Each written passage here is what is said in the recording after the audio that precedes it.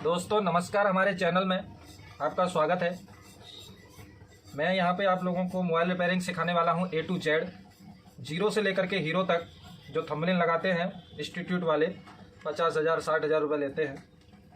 और बहुत ही आजकल देख रहा हूँ कि ऐसा क्रेज चल रहा है जितना मोबाइल रिपेयरिंग शॉप में नहीं कमाते, और इंस्टीट्यूट में जो है एक बंदे से 50-60 हज़ार रुपये ले करके बहुत ही अच्छा खासा रेवेन्यू जनरेट कर रहे हैं वो लोग। तो मोबाइल रिपेयरिंग में पैसा है, ये बात में तो कोई शक नहीं। मैं आपको सिखाऊंगा mobile repairing A to Z, वो भी बिल्कुल फ्री में। जो फ्रेश स्टूडेंट हैं, ये वीडियो खास करके फ्रेश स्टूडेंट के लिए ही रहेगा, क्योंकि फ्रेश स्टूडेंट इतना सारा पैसा कहाँ से मैनेज करेंगे, और कर भी लेते हैं मान लीजिए तो उसको सीखने को नहीं मिलता है। क्योंकि ये चीज़ ही ऐसी है, जब तक आप इसको टाइम नहीं दोगे तो आप नहीं सीख पाओगे। एक महीने में आप क्या ही सीख लोगे। तो ये मैं एकदम फ्री में आपके लिए वीडियो बना रहा हूँ। यहाँ पे मैं आपको A to Z mobile repairing के बारे में बताऊँगा कि मोबाइल रिपेयरिंग क्या है, कैसे सीखते हैं, क्या काम के आता है। ये आप लोग बहुत सारे तो सोच रहे होंगे मोबाइल रिपेयरिंग क्या काम आता है, तो ये भी पहले आपको पता होना चाहिए मोबाइल रिपेयरिंग क्यों सीख रहे हैं। अगर आपका ये क्लियर है कि मोबाइल रिपेयरिंग हम क्यों सीख रहे हैं, तब आप सीख सकते हो। मेरे नज़रिए में तो मोबाइल रिपेयरिंग एक कमाई का जरिया है जो हमें रोज़गार देता है। अगर आप इस उद्देश्य से सीख रहे हो तो आप सीख जाओगे, ठीक है। तो कमाई तो बाद में होगी, पहले आपको सीखना पड़ेगा कि मोबाइल रिपेयरिंग सीखते कैसे हैं। तो मेन तो होता है मोबाइल रिपेयरिंग के बारे में नए स्टूडेंट कैसे कदम रखें, कैसे सीखें। इंस्टीट्यूट में जाते हैं, 50-60 हज़ार रुपये भरते हैं, फिर उनको सीखने को कुछ मिलता नहीं है। या मान लीजिए एक महीने वो करके आए और वहाँ पे उसका रिव्यू ले लेते हैं कि भाई यहाँ बहुत कुछ सीखने को मिला, लेकिन एक्चुअली में हकीकत ये है कि उसको कुछ भी मिलता नहीं है सीखने को, ना ही वो लोग काम कर पाते हैं। उनका रेशियो है 100 स्टूडेंट आते हैं तो 10 ही स्टूडेंट जो पहले कुछ किए हुए होते हैं, काम कुछ जानकार होते हैं, वही सीख पाते हैं, बाकी नहीं सीख पाते हैं। तो ये मोबाइल रिपेयरिंग में आपको एकदम फ्री में शुरू से लेकर के एंड तक सिखाने वाला हूँ। तो फ्रेश स्टूडेंटों के लिए खास करके ये कोर्स रहेगा मेरी तरफ से। मेरा जो भी 10 साल 12 साल का एक्सपीरियंस है वो मैं आपके साथ शेयर करूँगा। A to Z चीज़ें आप इस चैनल पे बने रहेंगे तो आपको काफ़ी कुछ सीखने को मिलेगा मोबाइल रिपेयरिंग, ठीक है। चलिए शुरू करते हैं। तो सबसे पहले तो फ्रेश स्टूडेंटों को ये पता होना चाहिए कि मोबाइल रिपेयरिंग में जो मदरबोर्ड में जो यूज़ होते हैं, एक एक पार्ट्स वो होते क्या है, उनको क्या बोला जाता है, उनका कार्य क्या होता है, उसको पहचानते कैसे हैं, तो ये पहले फ्रेश स्टूडेंटों को पता होना चाहिए। तो सबसे पहले शुरुआत हम यहीं करते हैं। मैं इस चैनल में काफ़ी कुछ सिखाऊंगा। मोबाइल खोलते कैसे हैं, नए स्टूडेंटों को मोबाइल खोलना तक भी नहीं आता है तो वो भी मैं आपको सिखाऊंगा कि कैसे खोला जाता है मोबाइल को, कैसे दुकान पर काम किया जाता है। हमारे पास दुकान पर डेली बहुत सारे मोबाइल आते हैं, आप देख सकते होंगे। ये सारे मोबाइल जो है रिपेयरिंग के लिए आए हुए हैं। तो ये तो खैर अलग बात है, मैं ये नहीं बताऊंगा कि हमारी दुकान पर ये काम आता है, ये आता है। मेरा उद्देश्य ये है कि जो फ्रेश स्टूडेंट हैं वो उनको सिखाने का मेरा उद्देश्य है। वो लोग पैसा बिगाड़ते हैं स्टूडेंट में जाकर के, काफ़ी सारा खर्चा करते हैं, और मेरा उद्देश्य ये रहेगा कि आप इंस्टीट्यूट में जा रहे हैं 50-60 हज़ार रुपये वहाँ पर जाके खर्चा कर रहे हैं। मेरा काम ये रहेगा कि आप वीडियो देखें, जरूरी नहीं है मेरा देखें, आप मेरे जैसे कई सारे चैनल हैं उनकी वीडियो देखें, वहाँ से नॉलेज निकालें, वहाँ से सर्च करें। क्योंकि पूरा मोबाइल रिपेयरिंग एक गूगल पर सर्च के ऊपर ही टिका हुआ है। अगर आपको सर्च करना अच्छे से आता है तो आप पूरा मोबाइल रिपेयरिंग कर लेंगे। मोबाइल रिपेयरिंग ऐसी बहुत बड़ी चीज़ नहीं है, आप कोई भी प्रॉब्लम होगी आप सॉल्व कर लेंगे उसको। पूरा सारा कुछ जो सोल्यूशन यूट्यूब पे, गूगल पे, इन सब पे पड़ा है। खास करके जब आप सॉफ्टवेयर का काम करते हो तो कोई भी आपकी सहायता नहीं कर सकता है। सॉफ्टवेयर का काम अगर आपको करना है तो आपको सर्च करना अच्छे से आना चाहिए, फ्लैश फाइल सर्च करना आना चाहिए, फ्लैशिंग कैसे करते हैं, अलग अलग मॉडल को कैसे मोड में ले जाते हैं, वो सारी चीज़ें मैं सिखाऊंगा बाद में। जब सॉफ्टवेयर का क्लास में चालू करूँगा तब मैं आपको सारी चीज़ें सिखाऊंगा। तो मेरा खाली यही है कि अभी मैं हार्डवेयर आपका लोगों का चालू कर रहा हूँ, और हार्डवेयर में नए स्टूडेंटों को क्या क्या सीखना है मेन, क्योंकि हम डे बाई डे ही आगे सीख पाएंगे, एकदम से सारा कुछ नहीं सीख पाएंगे। तो मैं इसमें यही सीरीज चालू करने वाला हूँ मोबाइल रिपेयरिंग कोर्स की, और इसमें डे 1 डे 2 डे 3 हर दिन का वीडियो मैं डालने वाला हूँ। मेरा टारगेट तो यही रहेगा, आगे जो होगा देखा जाएगा। तो चालू करते हैं। सबसे पहला नए स्टूडेंटों को जो सीखने का काम होता है वो है बेसिक पार्ट्स के बारे में सीखना, कि बेसिक पार्ट्स होते क्या क्या हैं, कैसे उनको पहचाना जाता है, क्या उनका कार्य होता है। तो सबसे पहले शुरू करता हूँ मैं। नंबर पहले पे आता है कैपेसिटर।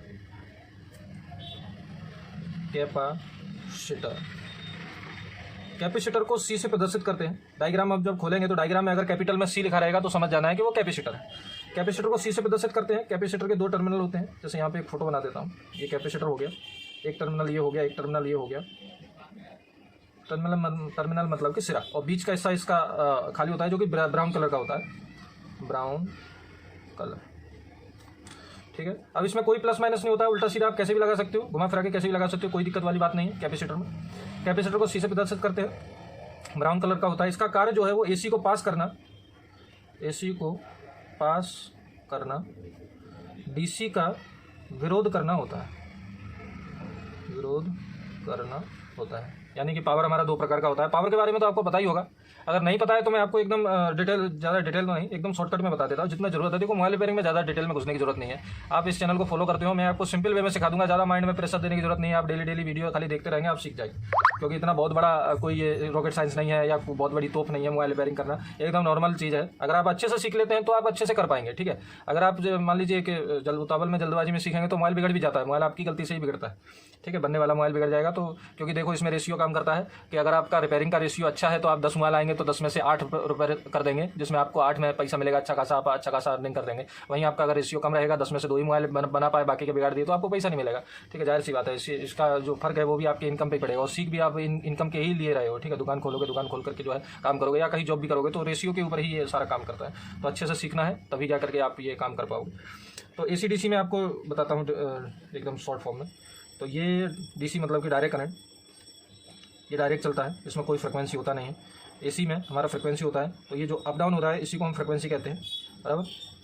और एक सेकंड में 50 बार ये अप डाउन होता है। तो हर्ज, HZ हर्ज में हम इससे नापते हैं। तो 50 हर्ज इसकी फ्रिक्वेंसी होती है एक सेकंड के अंदर, बराबर। एक सेकंड के अंदर ये 50 बार अप डाउन हो जाता है। तो AC करंट में फ्रिक्वेंसी होती है, DC में कोई फ्रिक्वेंसी नहीं होती है, बराबर। यही इसका मेन समझने का रीजन है। हमारे मोबाइल में यही चीज़ें काम कर रही होती है। बाकी AC/DC हमारे मोबाइल में मिक्स होता है, किसी जगह पे AC भी होता है नेटवर्क सेक्शन में, तो आपको बाद में बताऊंगा। बाकी तो हमारा पूरा मोबाइल DC करंट पे ही काम कर रहा होता है। तो अब इसके बारे में, तो ये कैपेसिटर जो है वो AC को पास कर देता है, DC का विरोध करता है, DC को अपने अंदर से नहीं जाने देता है। जैसे मैं आपको इसको समझाने जाऊँ तो जैसे ये 2 टर्मिनल का है, यहाँ से हम पावर देते हैं। पावर के अंदर जैसे हम बोले हैं कि DC पावर है, तो 100% DC नहीं होता है, उसमें AC की अशुद्धि होती है। क्योंकि अंदर जो है हमारे सारा काम होता रहता है, तो मैग्नेटिक फील्ड भी बनता है, तो वहाँ पे AC पल्स जनरेट हो जाती है। तो कोई भी पावर शुद्ध पावर नहीं होता है, उसमें कुछ ना कुछ अशुद्धि होती है, AC की DC की अशुद्धि होती है। तो जैसे हम यहाँ से कुछ पावर दिए, यहाँ से जैसे मान लीजिए कोई पावर दिया DC का ही, तो उसमें AC की जो अशुद्धि होती है, तो इसका काम यही होता है कि ये AC को पास करता है, DC को पास नहीं करता है। तो यहाँ से जैसे हम पावर देते हैं, ये जैसे मैंने DC पल्स बना दी और ये AC भी बना दी, ये दोनों पावर मिक्स होकर के गया। अब मिक्स का मतलब ये नहीं है कि हम मिक्स दे रहे हैं, मिक्स तो ऑटोमेटिक होता ही है। जैसे हम कोई भी पावर देते हैं, जैसे मान लीजिए यहाँ से 5 वोल्ट हम पावर दिए, तो 5 वोल्ट जो DC पावर दिए वो 100% शुद्ध DC नहीं है, शुद्ध DC इससे बनाया जाता है, ठीक है। तो उसमें कुछ अशुद्धि होती है AC की। तो ये यही काम करता है कि जो अशुद्धि है, ये जो AC की अशुद्धि है, तो अशुद्धि जो है वो यहाँ से निकल जाएगी, AC को पास कर देता है। AC पूरा पास नहीं होता है, आधा पास होता है, यानी कि ये जो AC की पल्स है उनको छोटा करके यहाँ से AC को पास कर देता है। DC को पास नहीं करता है, DC को अपने अंदर ना स्टोर करके रखता है। तो जैसे ही जरूरत पड़ती है तो DC वापस से निकल जाता है। AC को आधा पास कर देता है और DC को अपने अंदर से स्टोर करके रखता है, यानी कि DC को पास, DC का विरोध करता है, DC को नहीं जाने देता है, AC को जाने देता है, बराबर। अगर इसको डायग्राम में देखेंगे तो डायग्राम में इसका निशान कुछ इस तरीके से होता है, 2 लाइन इस तरीके से इसका निशान होता है। ये कैपेसिटर की जो वैल्यू है उसको हम फैराड में नापते हैं। फैराड एक वैज्ञानिक का नाम था जिसके नाम से इसकी वैल्यू हम नाप सकते हैं। तो फैराड को नापने के लिए मल्टीमीटर भी उपलब्ध है। ये वाले मल्टीमीटर में हम फैराड की कैपेसिटर की वैल्यू फैराड में नहीं नाप सकते। यहाँ पे कोई भी फैराड का ऑप्शन नहीं दिया हुआ नापने के लिए, यहाँ पे फैराड का ऑप्शन दिया हुआ है। इस वाले मल्टीमीटर में हम कैपेसिटर की वैल्यू फैराड में नाप सकते हैं, लेकिन हमें कभी जरूरत नहीं पड़ती है, कभी भी हमें फैराड नापने की जरूरत नहीं पड़ती है। बहुत ही चीप लेवल में हम जाएंगे तब हमें कोई केस ऐसा आ जाता है जिसमें कोई कैपेसिटर की वैल्यू खराब हो जाती है, तब हमें जरूरत पड़ती है। तो मैं आपको A to Z सिखाऊंगा, बने रहो आप यहाँ पे। तो ये हमारा कैपेसिटर हो गया। कैपेसिटर में और भी चीज़ है वो मैं आपको बता दूंगा। ज़्यादा डिटेल में नहीं जाना है, क्योंकि ज़्यादा डिटेल में जो 4 साल की ITI हम लोग करते हैं, जहाँ पे इलेक्ट्रिक का काम होता है, वहाँ पे बहुत ज़्यादा डिटेल में समझने की जरूरत होती है। और ये इसका पूरा ही एक टॉपिक बन जाएगा, 4-5 पन्नों का, या मैं कहूँ कि पूरा एक खुद में कैपेसिटर एक टॉपिक है। तो यहाँ पे मोबाइल रिपेयरिंग के लिए हमें सिर्फ इतना ही समझना है, और यहीं पर बस इसको जो है मैं पूरा कर देता हूँ। दूसरा लेते हैं, यहाँ पर दूसरा बेसिक पार्ट जो है वो समझने की जरूरत है, वो है रजिस्टर को हम R से प्रदर्शित करते हैं। डायग्राम में R लिखा रहेगा, और ये भी कैपेसिटर की तरह ही आपको दिखेगा, 2 टर्मिनल रहेंगे। लेकिन ये जो बीच का हिस्सा है कैपेसिटर का रहेगा ब्राउन कलर का, इसका रहेगा ब्लैक कलर का रहेगा। इसमें भी कोई प्लस माइनस होता नहीं, आप उल्टा सीधा कैसे भी लगा सकते हो इसको। रजिस्टर की जो वैल्यू है, रजिस्टर का पहले तो मैं सिमेट्रिक डायग्राम में कैसा दिखता है वो बना देता हूँ। तो ये हमारा रजिस्टर है, जिग करके रजिस्टर है। रजिस्टर का काम होता है करंट को कम करके देना, करंट को कम करना। ये करंट को कम करता है, और इसकी वैल्यू को हम ओम्स में नापते हैं। तो कितने ओम्स का है, 1000 ओम्स को हम 1 के या किलो ओम्स कहेंगे, और 1000 मेगा ओम्स कहेंगे, तो M इस तरीके से, बराबर। ये इसकी मानक है, इसको नापने का वो है। इसको हम आसानी से नाप सकते हैं, हमारे कोई भी मल्टीमीटर में ओम्स नापने का दिया हुआ है। जैसे ये हमारा 200 ओम्स नापने का है, 2000 ओम्स यानी कि 2 किलो ओम्स का, 20,000 का, ये 200 किलो ओम्स, ये 2 मेगा ओम्स, ऐसे हम इसको नाप सकते हैं, ठीक है। करंट को कम करने का इसका कार्य होता है, और ये ब्लैक कलर का होता है। अब देखो कंप्यूटर और इलेक्ट्रिक फील्ड अगर कोई आप देखोगे तो उसमें रजिस्टर की वैल्यू उसके ऊपर लिखी रहती है। हमारे जो भी मोबाइल के ऊपर रजिस्टर यूज होते हैं उसकी वैल्यू उसके ऊपर नहीं लिखी रहती है, उसको हमें मल्टीमीटर से चेक करना होता है। डायग्राम में लिखी रहती है कि डायग्राम में स्पष्ट लिखा रहता है कि कितने ओम्स का वो कैपेसिटर है, सॉरी रजिस्टर है। रजिस्टर का काम होता है करंट को कम करके देना। जैसे कि हम जैसे मान लीजिए कोई रजिस्टर ले लेते हैं यहाँ से, और ये कोई रैंडम वैल्यू का है, बराबर, किसी ओम्स की वैल्यू का है, और यहाँ से मान लीजिए हम 2 वोल्ट दे रहे हैं, तो ये करंट को कम करके देगा। 1.8 वोल्ट समथिंग हमें यहाँ पर देगा करंट को। जितना भी ये वैल्यू का होगा, ज़्यादा वैल्यू का होगा तो और कम पावर मिलेगा, 1.5 या 1 वोल्ट भी मिलेगा, जैसे भी वैल्यू का होगा। ठीक है, तो ये रजिस्टर का काम हो गया। अब तीसरा जो पार्ट्स है वो समझते हैं। नंबर तीसरे पे लेते हैं डायोड। डायोड को हम डी से प्रदर्शित करते हैं। ठीक है, डायग्राम में आपको डी लिखा रहेगा तो समझ आना है। डी अलग अलग जगहों पे अलग अलग भी लिखा रहता है। जैसे एमआई के डायग्राम खोलेंगे तो वहाँ पे टीवीएस डायोड का प्रकार ही है, जीना डायोड, टीवीएस डायोड। ठीक है, तो ये डायोड का एक्चुअली में जो मेन डायोड होता है उसको हम डी से प्रदर्शित करते हैं। ठीक है, तो डायोड है। अब इसमें जो है वो प्लस माइनस होता है, तो इसमें ना 2 टर्मिनल होते हैं। अब इसके टर्मिनल थोड़े से ना निकले हुए थे, जैसे मैं आपको यहाँ बताऊँ कैपेसिटर रजिस्टर के तो यही टर्मिनल होगा, एक ये, और इसके भी यही हो गया, एक ये, लेकिन इसके ना टर्मिनल थोड़े से निकले होंगे। मैं यहाँ पे थोड़े से निकाल लेता हूँ ऐसे करके, ऐसे करके। और एक साइड यहाँ पे लाइनिंग होगी, किसी भी साइड होगी, चाहे इस साइड हो चाहे इस साइड हो, एक साइड लाइनिंग होगी। 3 लाइन हो, 1 लाइन हो, उससे कोई फर्क नहीं, एक साइड लाइनिंग जरूर होगी। जिस साइड लाइनिंग है वही उसका माइनस सिरा है, जिस साइड लाइनिंग नहीं है वो उसका प्लस सिरा है, बराबर। अब जो डायग्राम है हमारा, डायग्राम में ऐसे दिखता है, इसका जो मानक चित्र है। ठीक है, ये जो लाइन है यही इसका माइनस सिरा है, जिस साइड लाइन नहीं है वही उसका प्लस सिरा है। प्लस से माइनस की तरफ जाने को हम कहते हैं फॉरवर्ड वाइस, और माइनस से प्लस की तरफ आने को हम कहते हैं रिवर्स वाइस।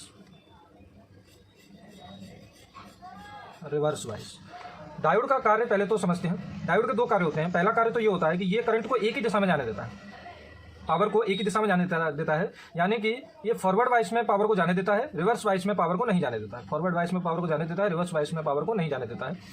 इसका पहला कार्य तो ये हो गया। दूसरा कार्य इसका ये हो गया कि ये एसी पल्स पल्स मतलब कि जैसे हमने यहाँ पे एसी-डीसी पावर समझाया ये वाला। अब ये जो अप और डाउन हो रहा है इसको हम एक पल्स कहेंगे, बराबर। तो ये एसी पल्स को डीसी पल्स में कन्वर्ट करता है,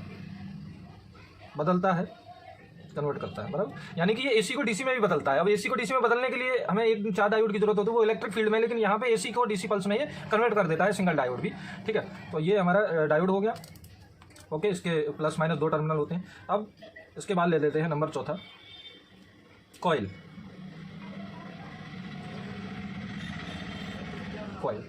बराबर। कॉइल को एल से प्रदर्शित करते हैं, कैपिटल में एल। अभी जितने भी हमने देखे यहाँ पे कैपेसिटर तो सी हमने पहला नंबर इसका लिया, रजिस्टर आर ले लिया, और डायोड का डी ले लिया।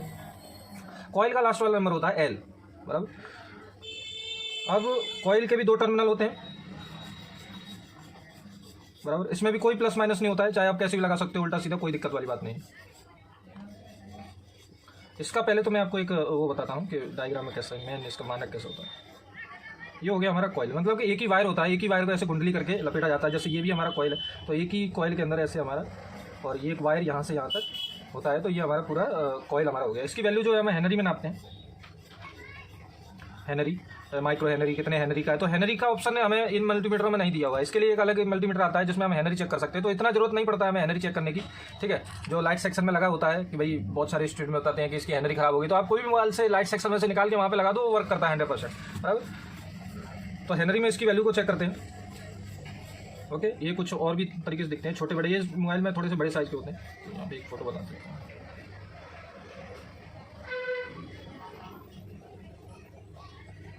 इस तरीके से 2 टर्मिनल होंगे इसके, और ये एक ही वायर को ऐसे लपेटा जाता है, ऐसे ऐसे ऐसे ऐसे करके, और यहाँ पर दे दिया जाता है। ठीक है, यानी कि एक ही वायर है, उसको गोल को लपेट करके, जितनी ये कुंडली की संख्या ज़्यादा होगी उतनी हेनरी की संख्या भी ज़्यादा होगी। ओके, तो ये हो गया हमारा कॉइल। अब कॉइल का कार्य समझ लेते हैं। कॉइल का कार्य होता है डीसी को पास करना, एसी का विरोध करना, कैपेसिटर का बिल्कुल उल्टा। कैपेसिटर हमारा एसी को पास करता है, डीसी का विरोध करता है, बराबर। उसी प्रकार से ये हमारा डीसी को पास करता है, एसी का विरोध करता है। ओके, इसका कार्य ये हो गया। तो ये 4 चीज़ें मेन है समझने के लिए। इसके अलावा भी चीज़ें हैं, जैसे कि ट्रांजिस्टर हो गया, मॉसफेट हो गया, थर्मिस्टर हो गया। तो उन चीज़ों की ज़्यादा जरूरत नहीं पड़ती है आपको, ना तो मोबाइल में ये दिखते हैं, एक दो लगे दिखते हैं। इनके बारे में मैं आपको बता दूंगा कि किस तरीके से होते हैं, मैं समझा ही देता हूँ जो चीज़ें ज़रूरत होती हैं। ठीक है। मोबाइल में आपको ट्रांजिस्टर समझने की जरूरत नहीं है। ट्रांजिस्टर आपको समझना है तो मैं भी समझा सकता हूँ, ऐसा कुछ नहीं है, लेकिन ट्रांजिस्टर आप वीडियो देख लो, आपको मोबाइल रिपेयरिंग में ज़्यादातर जरूरत पड़ेगी नहीं ट्रांजिस्टर को चेक करने, क्योंकि आजकल क्या है, ट्रांजिस्टर आईसीयू के अंदर इनबिल्ड होते हैं, इक्का दुक्का कोई ट्रांजिस्टर लगा होता है, वो भी कभी खराब होता नहीं है। क्लियर सी बात है, मेरा अनुभव है 10 साल 12 साल का, वो मैं आपको बता रहा हूँ, ठीक है। अब थर्मिस्टर नंबर 5 पे ले लेता हूँ।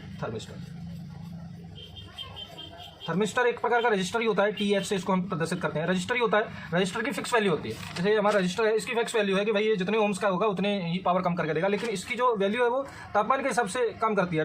थर्मिस्टर, थर्मामीटर और रजिस्टर दो शब्द से बना हुआ है, थर्मामीटर और रजिस्टर तो दो शब्द से बना हुआ है। इसका कुछ निशान भी बना देता हूँ ऐसे करके, इसका निशान होता है TH। तो ये तापमान के हिसाब से काम करता है। 25 डिग्री सेल्सियस पर ये अपना सही वैल्यू शो करता है, जितने भी वैल्यू का है उतना सही करेगा। अगर आप टेम्परेचर बढ़ाओगे इसकी वैल्यू कम होगी, टेम्परेचर घटाओगे तो इसका वैल्यू बढ़ेगा। ये हो गया NTC, जो मैं अभी आपको बोला वो NTC का प्रकार है। एक आता है PTC, ये दो प्रकार के होते हैं। PTC मतलब पॉजिटिव और नेगेटिव टेम्परेचर कोऑर्डिनेशन, ऐसे करके पॉजिटिव टेम्परेचर कोऑर्डिनेशन। तो ज़्यादातर हमारे NTC ही लगा होता है, PTC हमें मोबाइल में अंदर नहीं दिखता है, NTC ही लगा होता है, जो कि मैंने अभी आपको बताया कि टेम्परेचर बढ़ने पर वैल्यू कम होती है, तापमान बढ़ने पर वैल्यू का मतलब है जो ओम्स है, ओम्स में ही हम रजिस्टर की वैल्यू चेक करते हैं, तो उसकी जो वैल्यू है तापमान बढ़ने पर कम होती है और तापमान घटने पर वैल्यू बढ़ती है। और 25 डिग्री पे अपनी सही वैल्यू आपको शो करता है, बराबर। जब 25 डिग्री बोले तो 25 से 35 डिग्री आपके जो कमरे का तापमान है उस पर ये सही वैल्यू आपको जो है बताएगा। अगर आप हीट मशीन से ये हीट मशीन इससे आप टेम्परेचर दोगे तो ये इसकी वैल्यू कम होगी, और आप टेम्परेचर देना बंद करोगे वैल्यू वापस उतना उतना आ जाएगा। तो ये जो मैंने प्रकार बताया वो NTC का प्रकार है, और यही ज़्यादातर मोबाइल में यूज़ होता है, ये वाला यूज़ नहीं होता है, बराबर। और ये इक्का दुक्का ही एक दो जगह लगा रहता है ज़्यादातर सैमसंग में। तो जो टेम्परेचर के एरर आते हैं वहाँ पे हमें ये देखने को मिलेगा, तो इसको भी ज़्यादा सीरियस नहीं लेना है ये, ठीक है। एक्चुअली में क्या होता है ना, मोबाइल रिपेयरिंग में लोग जो स्टार्टिंग में बंदे आते हैं उनको ऐसा लगता है कि यार बहुत बड़ा ये जो गेम है सीखना पड़ेगा। मैं ये बता रहा हूँ आपको, ये सिर्फ 4 चीज़ें आप सीख लो, कैपेसिटर, रजिस्टर, डायोड और कॉइल। ये 4 चीज़ें आप सीख लो, मोबाइल में आपको ये 4 ही भर के मिलेंगे। ये देखोगे कॉइल, ये देखोगे कॉइल, ये देखोगे कॉइल, ये सब कैपेसिटर लगे हुए हैं, छोटे छोटे। नेटवर्क सेक्शन में भी नहीं जाना है, नेटवर्क सेक्शन को थोड़ा सा मैं बंद कर देता हूँ, क्योंकि नेटवर्क सेक्शन में एक अलग गेम है, ठीक है। उसको मैं नेटवर्क सेक्शन में आपको समझाऊंगा। ये सीरीज जो है हम लंबा चलाएंगे और इसमें आप टिके रहोगे तो मेरा जो नॉलेज है वो आप सीख सकते हो कि भाई मैं किस नजरिए से मोबाइल रिपेयरिंग करता हूँ, ठीक है। और हर एक का अपना अपना दिमाग होता है, अपना दिमाग लगाना बहुत जरूरी है। सीखो, सुनो सबकी, करो अपने मन की, वही हिसाब है, ठीक है। तो मेरा नजरिया ये है कि खाली ये 4 चीज़ें आप सीख लेते हो, पूरा मोबाइल रिपेयरिंग कर लेते हो। बाकी ये इन चीज़ों पे आंडू पांडू चीज़ों पे ध्यान नहीं देना है। ये दुनिया भर के इंस्टीट्यूट में सिखाते हैं भाई ये सीखना बहुत जरूरी है, LDO सीखना जरूरी है, फलाना ठिकाना, कुछ नहीं है। मैं आपको एकदम सिंपल वे में सिखा दूंगा मोबाइल रिपेयरिंग कैसे करते हैं, कैसे मेन मोबाइल रिपेयरिंग करते हैं। आप चुटकियों में मोबाइल रिपेयरिंग का तुरंत आप ढूंढ लोगे कि इसके अंदर फॉल्ट क्या है और ये मोबाइल कैसे बनेगा। देखो, मोबाइल रिपेयरिंग इतना सीरियस बना दिया है इन लोगों ने कि मैं आपको क्या ही बताऊं। बहुत सारे लोग इतना सीरियस में लेते हैं। मैं ये बताता हूं कि मोबाइल रिपेयरिंग 10 मोबाइल रिपेयरिंग आपके दिन में आएंगे, आप तुरंत चुटकियों में बता दोगे कि भाई इसके अंदर क्या फॉल्ट है और ये कैसे रिपेयर होगा, बराबर। और ज़्यादातर काम क्या आता है वो भी मैं आपको बता दूंगा कि मोबाइल फील्ड में ज़्यादातर काम क्या आता है, और जो सीरियस काम है उनके लिए हमें कैसे टाइम देना है, कस्टमर से कैसे टाइम मांगना है, कैसे उनका काम करना है, वो एक अलग टॉपिक है। मैं धीरे धीरे आपको समझाता रहूँगा, ठीक है। तो आज का टॉपिक में मैं यही रखता हूँ कि ये 4 चीज़ें आपको मेन समझना है, और यहाँ पे 1-2 चीज़ें और मैं देख लेता हूँ। जैसे ये क्रिस्टल है, तो क्रिस्टल को भी मैं यहाँ पे बता देता हूँ आपको। क्रिस्टल के लिए ऑक्सीलेटर क्रिस्टल होता है, तो 100 आपको डायग्राम में लिखा मिलेगा। क्रिस्टल 2 प्रकार का होता था पहले, तो एक RTC क्रिस्टल आता था। अभी तो ये है कि सब मोबाइल में RTC आपको देखने को नहीं मिलेगा। RTC देखो मैं यहाँ पे समझा देता हूँ।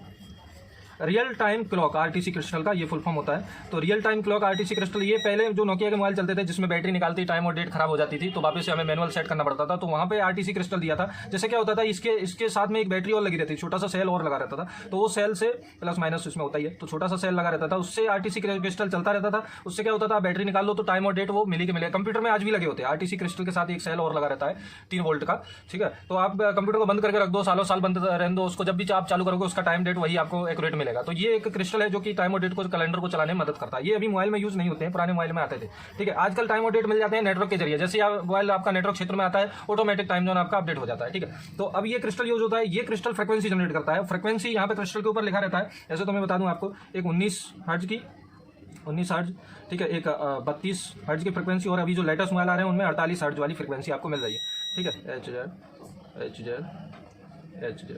ठीक है, ये सब फ्रिक्वेंसी जनरेट करती हैं और ये आप अपनी तरफ से नहीं लगा सकते, ये कंपनी ने जो लगा करके दिया है, क्योंकि एक आईसी फ्रिक्वेंसी पे ही काम करती है, जो निर्धारित फ्रिक्वेंसी होगी उसी पे ही काम करेगी। आप इसकी जगह ये रिप्लेस नहीं कर सकते, इसकी जगह ये रिप्लेस नहीं कर सकते, जो है वही लगेगा और ये कभी ना बिगड़ने वाला चीज़ है।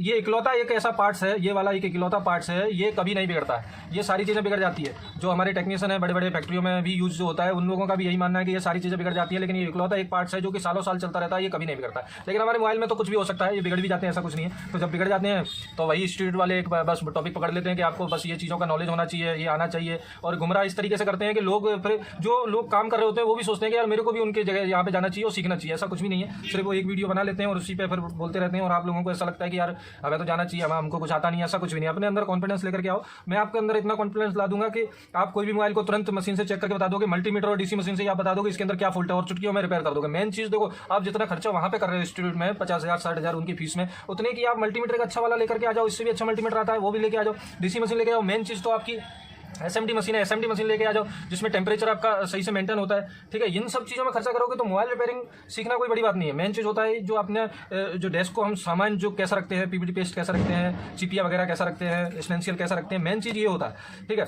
कि कितने आप स्टेंसियल यूज़ कर रहे हैं, बहुत सारे लोग ये लगे रहते हैं, इससे वहाँ पर सिखा दिया जाता है भाई यूनिवर्सल स्टेंसियल से आप सारे कर लो, इससे काम नहीं चलता है। आपको स्पीड से काम अगर करना है तो मेन चीज़ खर्चा, अगर आप 50-60,000 वहाँ खर्चा करो, मैं ये बोलता हूँ 50-60,000 में आपका सारा सामान आ जाएगा। ठीक है, यहाँ पे आप खर्चा करो और दवा के काम चालू करो। ठीक है, और सीखने की बात रही तो सीखना आप इस चैनल पे सीखो, और कैसे में ऑनलाइन सीखते हैं, ठीक है, सर्च कैसे करते हैं वो मैं सारा कुछ यहाँ पे बताऊंगा। तो खर्चा इस चीज़ में करो, आपको बहुत बेनिफिट मिलेगा। वहाँ पे मैं नहीं बोलता हूँ कि वहाँ पे जाओ, अगर आपके पास पैसा है तो आप जाओ, कोई बड़ी बात नहीं है। ठीक है, चलिए अभी ये चीज़ हो गई।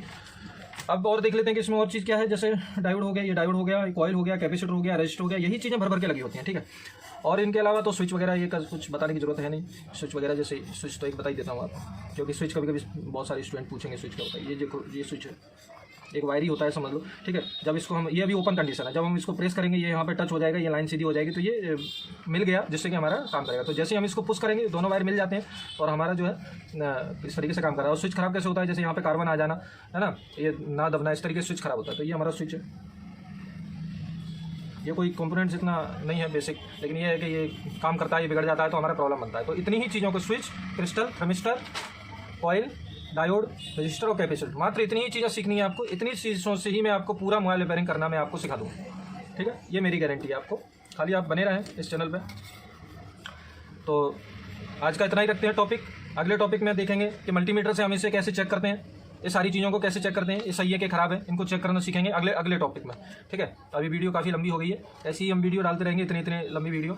और उसके बाद अगले टॉपिक में हम सीखेंगे मोबाइल रिपेयरिंग का, ये मल्टीमीटर कैसे यूज़ करते हैं, फिर डीसी मशीन से कैसे चेक करते हैं, सोल्डिंग कैसे करते हैं, डिसोल्डिंग कैसे करते हैं, आईसी रोलिंग कैसे करते हैं, सेपरेटर मशीन का यूज़ कैसे करते हैं। ठीक है, कॉम्बो कैसे लगाते हैं, कॉम्बो कैसे निकालते हैं, ये सारी चीज़ें।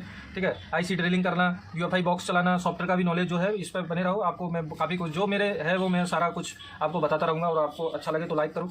ठीक है, चैनल को सब्सक्राइब करके रखो।